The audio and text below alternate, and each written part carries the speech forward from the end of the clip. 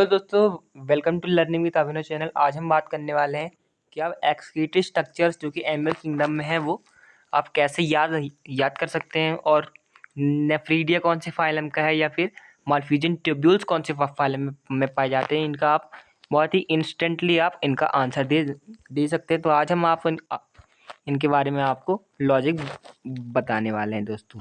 तो चलिए शुरू करते हैं। तो दोस्तों सबसे पहले आपको ये जानना होगा कि आप अगर नीचे के फाइला से ऊपर के फाइला की तरफ जाते हैं तो कॉम्प्लेक्सिटी बढ़ती है। तो दोस्तों यहाँ पर कॉम्प्लेक्सिटी का मतलब क्या है?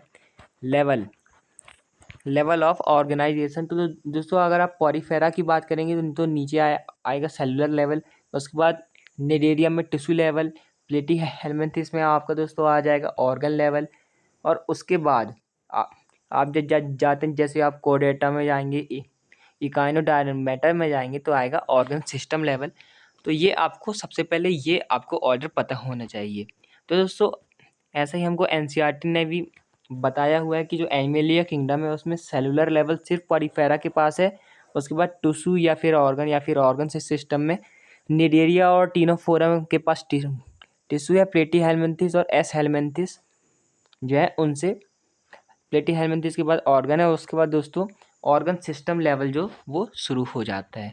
तो दोस्तों ऐसा ही एक्सक्रीशन में भी होता है। मैं आपको एक एक फाइला के एक्सक्रीटिव स्ट्रक्चर्स के बारे में अब बताते हैं। तो दोस्तों सबसे पहले शुरू करते हैं सबसे नीचे के फाइला की। तो दोस्तों इसमें क्या है दोस्तों? सेलुलर लेवल है। तो फिर इसमें क्या है, जो एक्सक्रीटिव स्ट्रक्चर होंगे उनके कोई ऑर्गन नहीं होगा, कोई टिश्यू नहीं होगा। तो दोस्तों इसमें क्या है, स्मॉल पोर्स होते हैं जिनको हम ऑस्टिया कहते हैं। तो ये आपको ये याद रखना है कि जो ऑस्टिया नाम के जो स्मॉल पोर्स हैं उससे पॉरीफेरा में एक्सक्रीशन होता है। और दोस्तों अगर निडेरिया फाइलम की बात करें तो इनके पास मैं आपको बता दूं कि कोई स्पेशलाइज सेल नहीं होते हैं।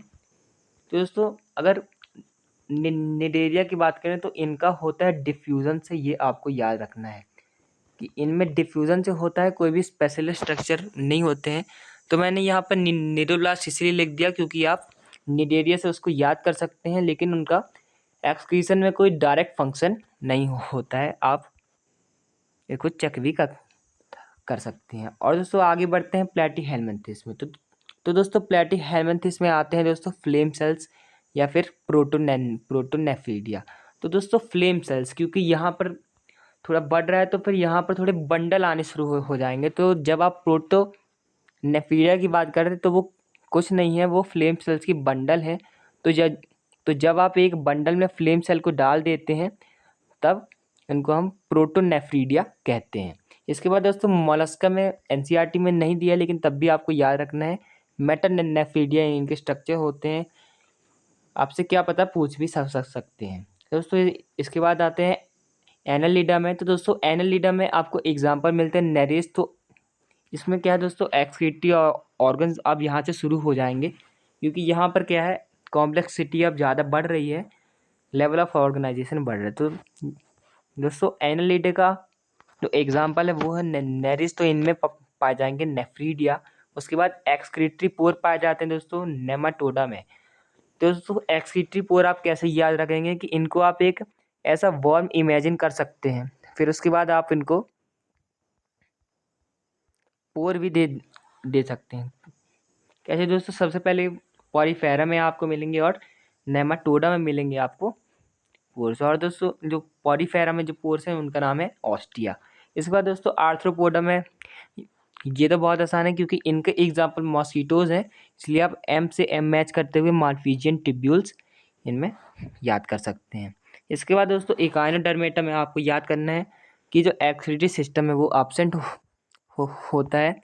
एक फाइल अब बच गया है जिसका नाम है दोस्तों हेमिकॉर्डेटा। तो उसमें जो प्रोबेसिस ग्लैंड होता है, तो जैसे ये है प्रोबेसिस ट्रंक। तो दोस्तों प्रोबेसिस ग्लैंड जो है वो भी एक ऑर्गन है किसमें, हेमिकॉर्डेट्स में। तो दोस्तों ये था एक लॉजिक जिससे आप याद कर सकते हैं सभी एक्सक्रीटिव स्ट्रक्चर्स को। तो और मैं आपको बता दूं फिर से कि जो नीडोब्लास्ट हैं उनका कोई ऐसा डायरेक्ट फंक्शन नहीं है एक्सक्रीशन में, ये तो याद करने के लिए मैंने लिख दिया है।